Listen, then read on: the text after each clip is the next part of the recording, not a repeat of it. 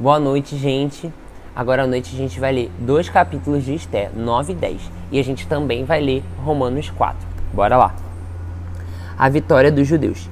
No 13º dia do 12º mês, o mês de rei, entraria em vigor o decreto do rei. Naquele dia, os inimigos dos judeus esperavam vencê-los, mas aconteceu o contrário. Os judeus dominaram aqueles que os odiavam, reunindo-se em suas cidades, em todas as províncias do rei Xerxes, para atacar os que buscavam a sua destruição.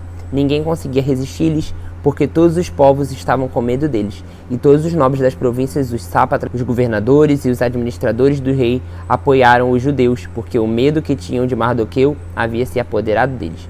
Mardoqueu era influente no palácio, sua fama espalhou-se pelas províncias e ele se tornava cada vez mais poderoso. Os judeus feriram todos os seus inimigos à espada, matando-os e destruindo-os, e fizeram o que quiseram com eles. Na cidadela de Suzã, os judeus mataram e destruíram 500 homens.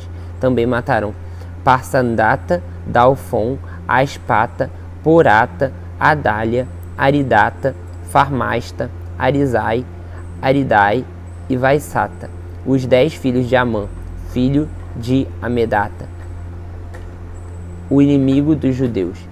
Mas não se apossaram dos seus bens. Naquele mesmo dia, o total de mortos na cidade de Suzã foi relatado ao rei, que disse à rainha Esther: os judeus mataram e destruíram 500 homens e 10 filhos de Amã na cidadela de Suzã, que terão feito nas outras províncias do império. Agora diga qual é o seu pedido, e você será atendida. Tem ainda algum desejo? Este será concedido a você.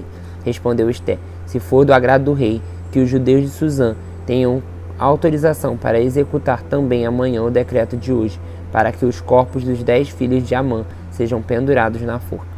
Então o rei deu ordens para que assim fosse feito. O decreto foi publicado em Suzã, e os corpos dos 10 filhos de Amã foram pendurados na forca. Os judeus de Suzã ajuntaram-se no 14º dia do mês de Adar e mataram 300 homens em Suzã, mas não se apossaram dos seus bens. Enquanto isso, o restante dos judeus que viviam nas províncias do império também se ajuntaram para se protegerem e livrarem-se dos seus inimigos. Eles mataram 75.000 deles, mas não se apossaram de seus bens. Isso aconteceu no 13º dia do mês de Adar, e no 14º dia descansaram e fizeram dessa data um dia de festa e de alegria. Os judeus de Suzã, porém, tinham se reunido no 13º e no 14º dia, e no 15º eles descansaram, e dele fizeram um dia de festa e de alegria. Por isso os judeus que viviam em vilas e povoados comemoram o 14º dia do mês de Adar como um dia de festa e de alegria, um dia de troca de presentes.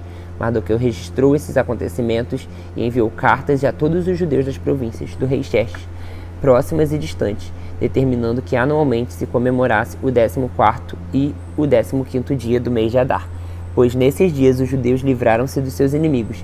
Nesse mês a sua tristeza tornou-se alegria e o seu pranto num dia de festa. Escreveu-lhes dizendo que comemorassem aquelas datas como dias de festa e de alegria e de troca de presentes e de oferta aos pobres. E assim os judeus adotaram como costume aquela comemoração, conforme o que Mardoqueu lhes tinha ordenado por escrito.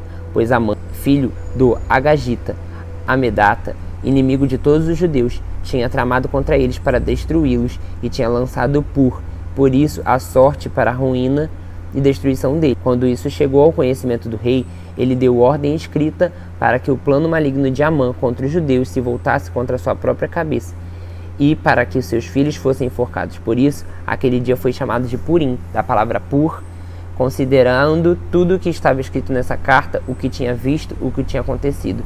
Os judeus decidiram estabelecer o costume de que eles e os seus descendentes, todos os que se tornassem judeus, não deixariam de comemorar anualmente esses 2 dias na forma prescrita e na data certa. Estes dias seriam lembrados e comemorados em cada família e cada geração, em cada província, em cada cidade, e jamais deveriam deixar de ser comemorados pelos judeus. E os seus descendentes jamais deveriam esquecer de tais. Então a rainha Esther, filha de Abiail, e o judeu Mardoqueu escreveram com toda a autoridade uma segunda carta para confirmar a primeira acerca do Purim. Mardoqueu enviou cartas a todos os judeus das 127 províncias do império de Xerxes, desejando-lhes paz e segurança, e confirmando que os dias de Purim deveriam ser comemorados nas datas determinadas, conforme o judeu Mardoqueu e rainha Esther estavam decretando, e estabelecido para si mesmo para todos os judeus e para todos os descendentes, e acrescentou observações sobre tempo de jejum e de lamentação. O decreto de Ester confirmou as regras do Purim, e isso foi escrito nos registros. O rei Xerxes impôs tributos a todo o império, até sobre as distantes regiões costeiras. Todos os seus atos de força e de poder e o relato completo da grandeza de Mardoqueu, a quem o rei dera autoridade, estão registrados no livro de crônicas dos reis da Média e da Pérsia. O judeu Mardoqueu foi o segundo na hierarquia, depois do rei Xerxes. Era homem importante entre os judeus e foi muito amado por eles, pois trabalhou para o bem do seu povo e promoveu o bem-estar de todos. Agora, vamos lá para Romanos, capítulo 4. Abraão foi justificado pela fé. Portanto, o que diremos do nosso pai Abraão? Se de fato Abraão foi justificado pelas obras, ele tem do que se gloriar, mas não diante de Deus. Que diz as Escrituras? Abraão creu em Deus e isso foi acreditado como justiça. Ora, o salário do homem que trabalha não é considerado como favor, mas como dívida. Todavia, aquele que não trabalha, mas confia em Deus, que justifica o ímpio, que sua fé é acreditada como justiça. Davi diz a mesma coisa quando fala da felicidade do homem a quem Deus acredita justiça, independente das obras. Como são felizes aqueles que têm as suas transgressões perdoadas, cujos pecados são apagados. Como é feliz aquele que o Senhor não atribui culpa. Destina-se essa felicidade apenas aos circuncisos ou também aos incircuncisos? Já dissemos que no caso de Abraão, a fé lhe foi acreditada como justiça. Sobre quais circunstâncias? Antes ou depois de ter sido circuncidado? Não foi depois, mas antes. Assim, ele recebeu a circuncisão como sinal, como selo da justiça que ele tinha pela fé, quando ainda não era circuncidado. Portanto, ele é o pai de todos os que creem, sem terem sido circuncidados, a fim de que a justiça fosse acreditada também a eles. E é igualmente o pai dos circuncisos, que não somente são circuncisos, mas também andam nos passos da fé que estava no nosso pai Abraão antes de passar pela circuncisão. Não foi mediante a fé que Abraão e a sua descendência receberam a promessa que ele seria herdeiro do mundo, mas mediante a justiça que vem da fé. Pois, se os que vivem pela fé são herdeiros, a fé não tem valor, e a promessa é inútil, porque a lei produz a ira. E, onde não há lei, não há transgressão. Portanto, a promessa vem pela fé, para que seja de acordo com a graça, e assim seja garantida a toda a descendência de Abraão. Não apenas aos que estão sob o regime da lei, mas também aos que têm a fé que Abraão teve. Ele é o pai de todos nós, como está escrito: eu o constituí pai de muitas nações. Ele é o nosso pai aos olhos de Deus, em quem creu o Deus que dá vida aos mortos e chama à existência coisas que não existem como se já existissem. Abraão, contra toda esperança, em esperança creu, tornando-se assim pai de muitas nações, como foi dito a seu respeito. Assim será a sua descendência.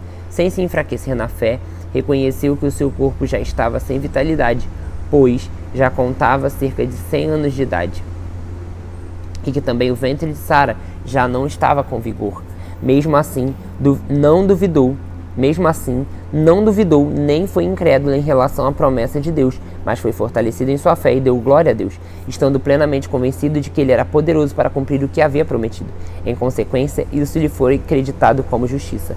As palavras "lhe foi acreditado" não foram escritas apenas para ele, mas também para nós, a quem Deus acredita justiça, a nós, que cremos naquele que ressuscitou dos mortos, a Jesus, nosso Senhor. Ele foi entregue à morte por nossos pecados e ressuscitado para a nossa justiça. É isso, gente. Amanhã nós lemos mais alguns capítulos pela manhã.